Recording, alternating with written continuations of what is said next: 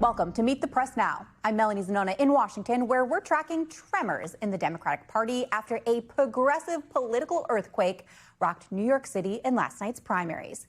The city's mayor, Zohran Mamdani, celebrating a clean sweep after all three progressive candidates that he endorsed won their races, ousting two sitting Democratic lawmakers.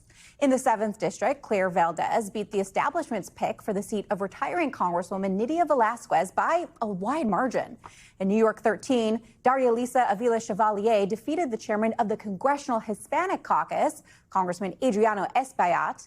And in the 10th District, City Comptroller Brad Lander crushed the sitting Congressman Dan Goldman by more than 30 points. Mayor Mamdani pointing to these races as proof of progressive momentum in the party after his own surprise victory last year.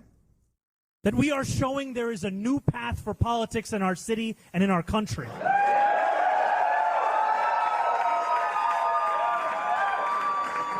We are showing that last June, a year ago tomorrow, was not an anomaly.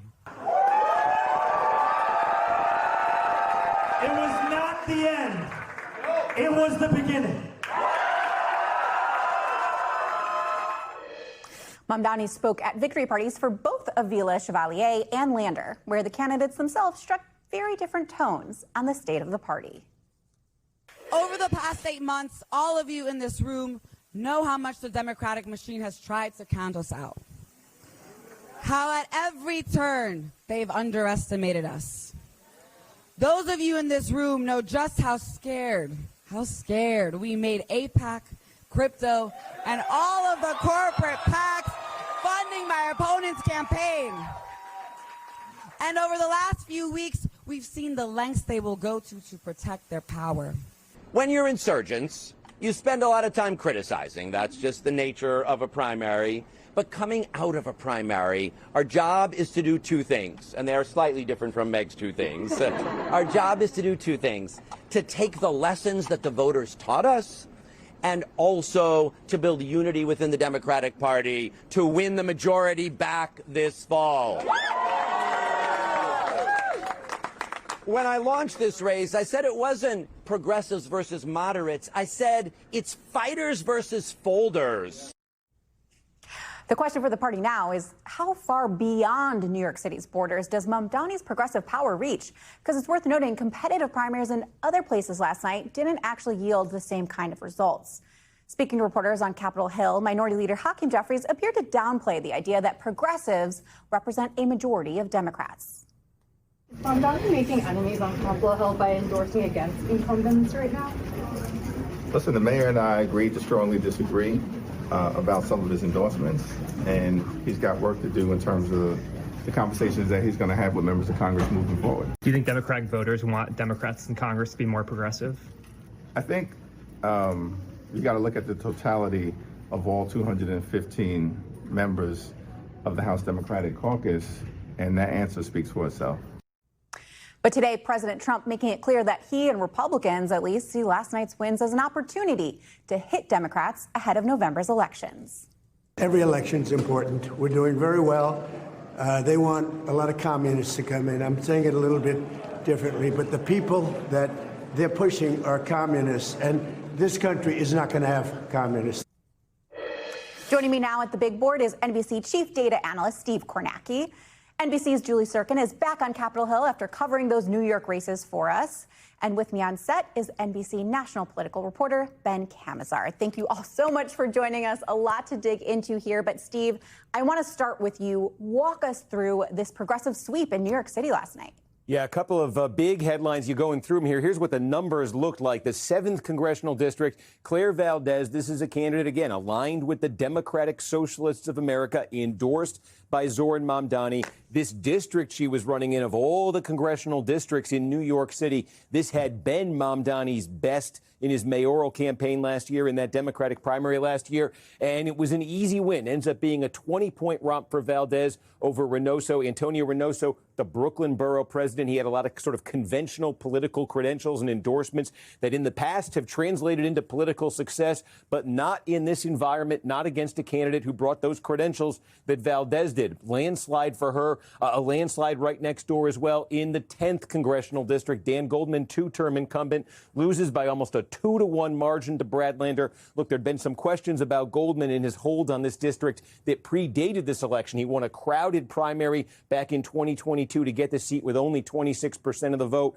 A third of the primary vote went against him in 2024 when he had sort of nominal opposition. So a much more concerted campaign here from Brad Lander, who ran with Mamdani's backing and ran to the left of Goldman, particularly trying to make Israel an issue in this race, Israel and the Gaza war. Lander sort of running as far to the left as you could on that, and there was plenty of ground for him there, as you could see in terms of where the voters were. And then also, I think this was the one that was the shock of the night here. Adriano Espaillat in the 13th district. This is northern Manhattan, Harlem, East Harlem, moving up to Washington Heights, across the river there into the Bronx a bit. A 5-term incumbent losing to, again, DSA-aligned, backed by Zoran Mamdani. A challenger here, Daria Liza Avila Chevalier, ends up being almost a 4-point margin right here. I think this was the one folks thought might be a bit of a reach for Mamdani and his movement last night, but even Espaillat wasn't safe.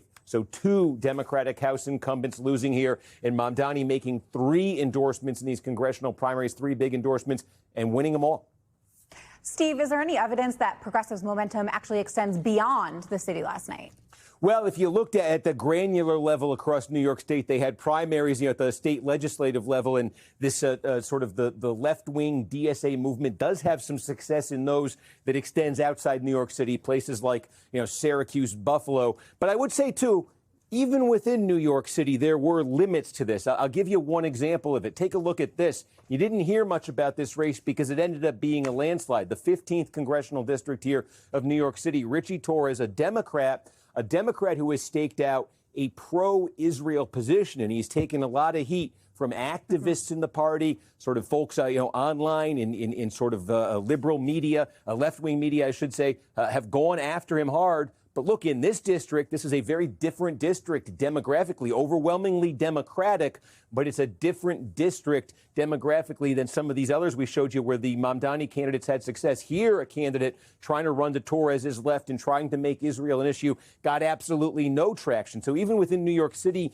there were some limits to this. And across the country, too. I think this one, got some attention here. Utah's 1st congressional district. Remember, they just redrew the maps. A court did in Utah this year, and it created this new district that is expected to elect a Democrat to Congress this November. This was the Democratic primary for it. Ben McAdams, a former member of Congress, he served for 1 term from 2018 to 2020, trying to come back. Nate Bluen, a state legislator who was endorsed by Bernie Sanders. So Sanders was trying to have an impact out here, and Sanders' candidate actually got clobbered in this race. So some limits there as well. I would just point ahead, coming off last night, I think this might be the one to watch here. About a month from now, August 4th, it's going to be the Democratic Senate primary out in Michigan.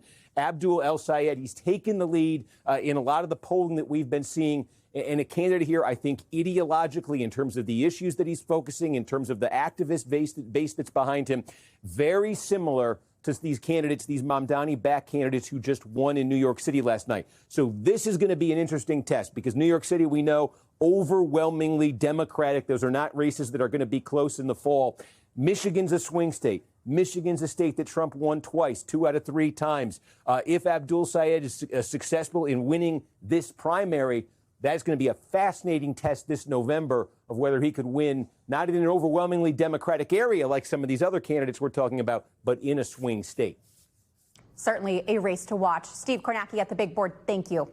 Let's turn now to Julie Tsirkin, who's on Capitol Hill right now, but you were in New York last night covering these races for us. So, Julie, what stood out to you from last night's results?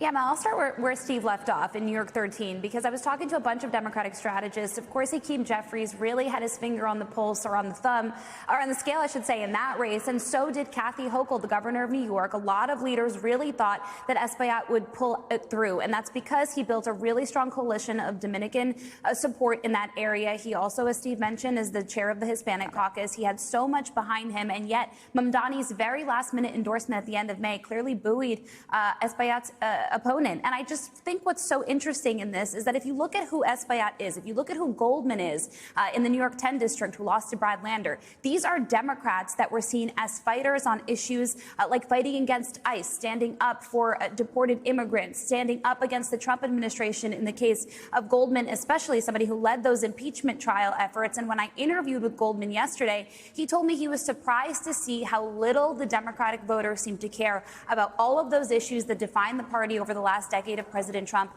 and how much they care about the issue of Israel, at least in those districts in New York. Mel? And I should note that we actually will be interviewing Chevalier in a little bit here on the program. But Julie, all of these candidates, they're going to win their districts in November. These are safe Democratic seats. So what does that mean for the influence of progressives on Capitol Hill? And what does it really mean for governing?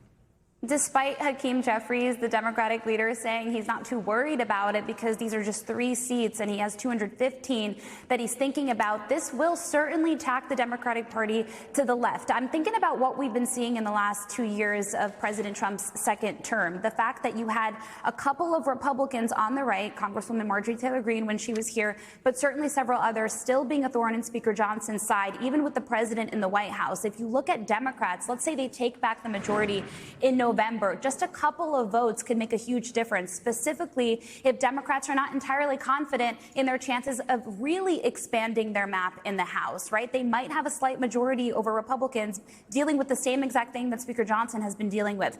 So despite Jeffries trying to downplay it and not really backing any of those candidates or expressing support for them, similar story that we saw when Mamdani won his primary around this time last year, I think he does have a lot to worry about as we get closer to November. Julie Tsirkin, thank you. I want to turn to Ben, who I have with me on set. Steve touched on this a little bit, but do we have any sense of how much the Democratic Socialist brand can actually extend beyond really liberal places like New York City? Yeah, no, it's $1 million question, right? Or if you see these races, millions and millions of dollar questions, right? You think about the places that they've had success. They've had success in super blue areas like Dallas, in Philly. And last night, where they had success, you know, Steve brought this up on the map, they had success in these areas that were really fertile ground. They were rapidly gentrifying. There were places where Mamdani did really well. There were the places that they were hoping that looked like they were, everything was coming to a head in those places. And the question is, can they push outward? We haven't seen any indication that they can, win swing districts in the fall yet. But in these deep blue districts, they are a force to, that they're putting Democratic incumbents on notice. And I think Julie brought up a really good point about, you think about Goldman, you think about Espaillat, and you think about Reynoso. These were all people that were backed by not just the establishment, but backed by powerful people and had records. They had records on these important issues that a Trump impeachment manager. Exactly, right? Like, these were not people who were, easily tarred as, oh, these person, they're not fighters, right? But this was an interesting question of what does it mean to be a progressive in 2026 with all of this confluence of things happening now. And I think that definition is changing a little bit for Democrats. And there were some bright spots for the establishment. In Maryland, for example, Steny Hoyer's pick, his preference, actually won. The issue of Israel, though, played a major role in the races last night, no doubt. I do want to play what Brad Lander said about that. Let's take a listen. I'm going to be one of the Jewish Democrats in Congress who fights the hardest for Palestinian human rights and freedom. And at the same time, I'm going to fight fiercely to make sure that Jews are welcome and also feel safe and respected and protected here in New York City and around the country and in Israel and Palestine as well. That's not 2 separate jobs. That's one job, shared dignity, shared safety. That should be Democratic Party politics. It's been broken apart since October 7th. We need a more honest conversation for it. We need accountability for complicity in genocide, but progressives also have to be on the front lines of the fight against anti-Semitism, and I promise I'll work hard to do both. Our party needs to do both. That is a very interesting response there from Brad Lander. But do other progressives share his view on what the best strategy is to navigate this issue? Some do, and I think some don't, and it's a question of emphasis, right? I mean, Brad Lander is Jewish. Brad Lander, he was an important ally for Mamdani because he was an appeal to progressive Jews that basically making this point of you can be against the Israeli government's handling of the war against Hamas without being anti-Israel, where other progressives have sort of, it's an emphasis question, right? You hear this emphasis from from Lander when he was able to defeat Goldman, but it's not the emphasis that all of the progressives are focused on. And I think it's something that has gotten a lot of Jewish Democrats concerned, but a lot of progressives who are more aligned with the DSA, who want their representatives to be more vocal critics of Israel and their handling of this war. It has them emboldened. Yeah, certainly. There's been a huge shift in the Democratic Party. I do want to ask about how you think Republicans are going to be responding to this. I'm sure they were salivating over some of these wins. We've already seen the leadership coming out and trying to make Mamdani a new foil for November. How do you think that's going to play out? I mean, I think, Republicans are always excited when they have another boogeyman, right? Democrats are always excited when they have another boogeyman. At the end of the day, they're helpful fundraising tools for both sides. I think when you think about these battleground districts and swing voters, are these swing voters going to be convinced by just sort of the run-of-the-mill boogeyman? I don't know. When you think about the ways that it's been successful, you have to connect it back to what matters to voters, right? When you think about the ways that it worked for Trump to connect sort of the liberal left boogeyman to take down Harris, it was because it wasn't just a you're not on our side. It's they're not on our side and I'm fighting for you, right? It's being able to bridge those two things. And how does this affect you as a voter and the issues that matter to you? So a boogeyman is nice for fundraising, but how can you actually turn that into something that will motivate voters to turn out? And that's the big question for Republicans. Very, very helpful insight. Ben Kamisar, thank you. We thank you for watching. And remember, stay updated on breaking news and top stories on the NBC News app or watch live on our YouTube channel.